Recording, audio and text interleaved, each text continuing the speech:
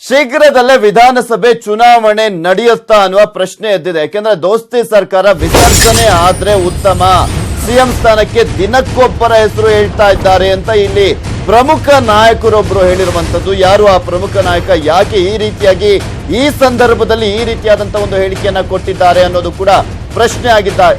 ಇಲ್ಲಿ ಸಿಎಂ ಇದ್ದಾಗ ಆ ಬಗ್ಗೆ ಯಾಕೆ ಚರ್ಚೆ ಮಾಡ್ತಾ ಇದ್ದಾರೆ ಇವರು? ಸಿದ್ದು, ಖರ್ಗೆ ಎಲ್ಲರೂ ಸಿಎಂ ಸ್ಥಾನಕ್ಕೆ ಏರ್ಬೇಕಂತೆ, ಮೈತ್ರಿ ಸರ್ಕಾರ ವಿಸರ್ಜಿಸೋದೇ ಉತ್ತಮ ಅಂತ ಮಾತನಾಡಿದ್ದಾರೆ. ಈ ನಾಯಕ ಪ್ರಮುಖ ನಾಯಕರು, ಇವರು ಜೆಡಿಎಸ್ ನ ಪ್ರಮುಖ ನಾಯಕ ಈ ರೀತಿಯಾಗಿ ಹೇಳಿಕೆಯನ್ನ ಕೊಟ್ಟಿರುವಂತದ್ದು ಮತ್ತಷ್ಟು ಚರ್ಚೆಗೆ ಗ್ರಾಸವಾಗ್ತಾ ಇದೆ.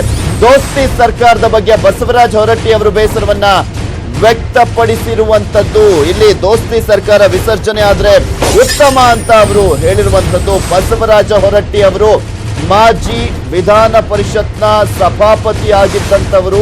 ಬಸವರಾಜ ಹೊರಟ್ಟಿ ಅವರು 7 ಬಾರಿ ಜೆಡಿಎಸ್ ನಲ್ಲಿ ವಿಧಾನ ಪರಿಷತ್ ಸ್ಥಾನವನ್ನ ಅಲಂಕರಿಸಿರುವಂತದ್ದು, ಅದರಲ್ಲೂ ಕೂಡ ರೆಕಾರ್ಡ್ ಮಾಡಿರುವಂತವರು ಇವರು. ಈ ರೀತಿಯಾಗಿ ಈಗ ಹೇಳಿಕೆಯನ್ನ ಕೊಟ್ಟಿರುವಂತದ್ದು. ಕಾಂಗ್ರೆಸ್ ನಾಯಕರ ಮಾತು ಹಳಿ ತಪ್ತಾ ಇದೆ, ಪ್ರತಿನಿತ್ಯ ಸರ್ಕಾರದಲ್ಲಿ ಗೊಂದಲವನ್ನ ಮೂಡಿಸ್ತಾ ಇದ್ದಾರೆ ಅಂತ ಕಾಂಗ್ರೆಸ್ ನಾಯಕರ ವಿರುದ್ಧ ತಮ್ಮ ಅಸಮಾಧಾನವನ್ನ ಹೊರಹಾಕಿದ್ದಾರೆ. ಹೀಗೆ ಇರೋದಾದ್ರೆ ಸರ್ಕಾರ ಯಾಕಿರ್ಬೇಕು, ಸರ್ಕಾರ ವಿಸರ್ಜಿಸೋದೇ ಉತ್ತಮ ಅಲ್ವಾ ಅಂತ ಕೂಡ ಅವರು ಪ್ರಶ್ನೆಯನ್ನ ಮಾಡಿರುವಂತದ್ದು.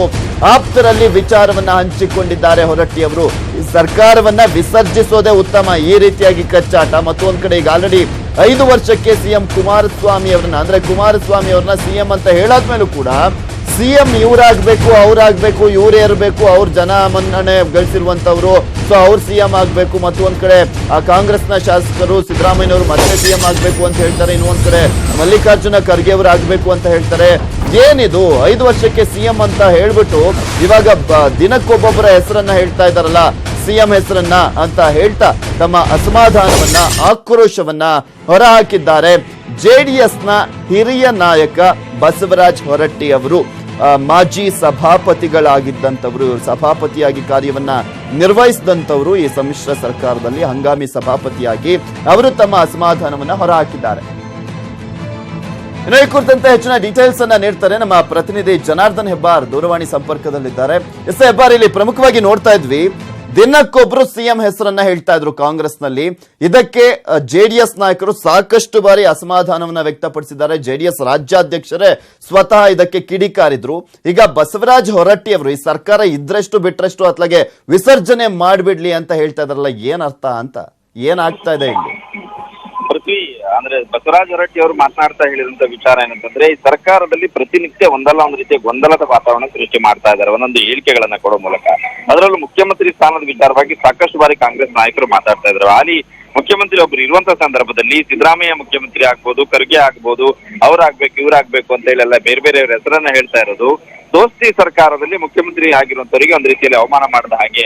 ಹಾಗಿದ್ರೆ ಅವ್ರು ಒಪ್ಕೊಂಡಿಲ್ವಾ ಮುಖ್ಯಮಂತ್ರಿಗಳು ಅಂತ ಹೇಳಿ ಕುಮಾರಸ್ವಾಮಿ ಅವ್ರನ್ನ ಒಪ್ಕೊಂಡಿಲ್ಲ ಅಂತ ಆದ್ರೆ, ಪ್ರತಿನಿತ್ಯ ಗೊಂದಲದ ಹೇಳಿಕೆಗಳನ್ನ ನೀಡೋದಾದ್ರೆ, ಗೊಂದಲನ ಸೃಷ್ಟಿಸೋದಾದ್ರೆ ಈ ಸರ್ಕಾರವನ್ನ ವಿಸರ್ಜನೆ ಮಾಡೋದೇ ಉತ್ತಮ ಅನ್ನೋ ಮಾತನ್ನ ಹೇಳಿದ್ದಾರೆ. ಅಂದ್ರೆ ಈ ರೀತಿಯ ಗೊಂದಲದ ಹೇಳಿಕೆಯಿಂದ ರಾಜ್ಯದ ಅಭಿವೃದ್ಧಿ ಕೂಡ ಆಗಲ್ಲ. ಆ ವಿಚಾರವಾಗಿ ಕೇವಲ ರಾಜಕೀಯ ಜಂಜಾಟದಲ್ಲೇ ಮುಳುಗೋಗಿರ್ತಾರೆ ಎರಡು ಪಕ್ಷದವರು.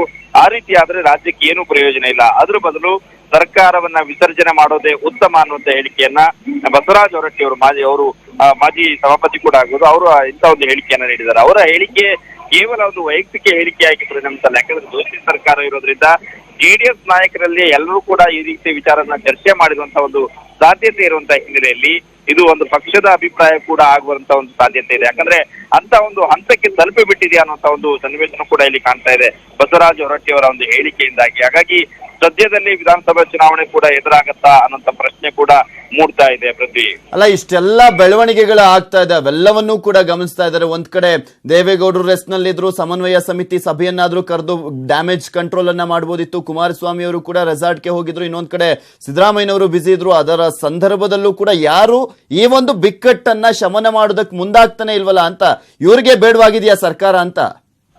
ಖಂಡಿತ ಅಂದ್ರೆ ಇದು ಒಂದು ಹಂತದವರೆಗೆ ಈ ಒಂದು ಚರ್ಚೆ ಸಂದರ್ಭದಲ್ಲಿ ಅದನ್ನ ಸರಿಪಡಿಸುವಂತ ಒಂದು ಪ್ರಯತ್ನ ನಡೀತಾ ಇತ್ತು. ಆದ್ರೆ ಈಗ ಆ ಎಲ್ಲಾ ಹಂತವನ್ನ ಮೀರಿ ಹೋಗಿದೆಯಾ ಅಂತ ಹೇಳಿ ಅನಿಸ್ತಾ ಇದೆ. ಯಾಕಂದ್ರೆ ಚುನಾವಣೆ ಮುಗಿದು ಸಂದರ್ಭ ಆದ್ರೂ ಚುನಾವಣೆ ಘೋಷಣೆ ಆದ ನಂತರದಲ್ಲಿ ಈವರೆಗೂ ಸಹಿತ ಇಷ್ಟೆಲ್ಲ ಗೊಂದಲದ ವಾತಾವರಣ ಸೃಷ್ಟಿಯಾದ್ರೂ, ಹೇಳಿಕೆಗಳು ಪರಸ್ಪರ ಹೇಳಿಕೆ ಆರೋಪ ಪ್ರತ್ಯಾರೋಪ ಬಂದ್ರೂ ಯಾವುದೇ ಸಂದರ್ಭದಲ್ಲಿ ಸಮನ್ವಯ ಸಮಿತಿ ಸಭೆಯನ್ನ ಕರೆದಿಲ್ಲ. ಹೀಗಾಗಿ ಸಮನ್ವಯ ಸಮಿತಿ ಸಭೆಯನ್ನ ಕರೀದೇನೆ ಇಂಥ ಗೊಂದಲ ಸೃಷ್ಟಿ ಮಾಡೋದಕ್ಕೆ, ಮುಂದುವರಿಸೋದಕ್ಕೆ ಅವಕಾಶ ಮಾಡಿಕೊಟ್ಟಿದ್ದಾರೆ ಅಂದ್ರೆ ಖಂಡಿತವಾಗಿಯೂ ಸಹಿತ ಇಬ್ಬರಿಗೂ ಅಂದ್ರೆ ಎರಡೂ ಪಕ್ಷದವರಿಗೂ ಸರ್ಕಾರ ಸಾಕು ಅಂತ ಅನಿಸುವಂತ ಒಂದು ಹಂತಕ್ಕೆ ತಲುಪಿದೆಯಾ ಅಂತ ಸಹಜವಾಗಿ ಎಲ್ಲರಿಗೂ ಕೂಡ ಅನ್ಸೋಕೆ ಶುರುವಾಗಿದೆ. Prithvi. Okay, thank you Janardhan Hebbar ನಿಮ್ಮೆಲ್ಲ ಡೀಟೇಲ್ಸ್ಗಾಗಿ.